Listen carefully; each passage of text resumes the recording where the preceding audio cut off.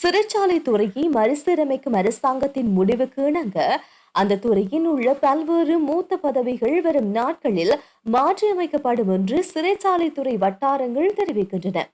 இதன்படி நாடு முழுவதும் உள்ள சிறைச்சாலைகளின் கண்காணிப்பாளர்கள் பதவியில் பல மாற்றங்கள் இருக்கும் என கூறப்படுகின்றது. மேலும் இந்த திட்டத்திற்கு ஏற்ப மூத்த பதவிகள் மாற்றப்படும் என்று அறியப்படுகின்றது.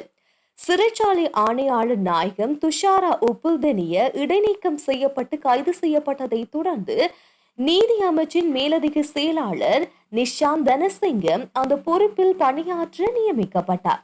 இதற்கிடையில் சிறைச்சாலை ஆணையாளர் காமினி திசாநாயக்க ஊடக பேச்சாளர் பதவியில் இருந்து தான் விலகுவதாக சிறைச்சாலை துணை ஆணையாளரிடம் அறிக்கை வழங்கியுள்ளதாக கூறப்படுகின்றது.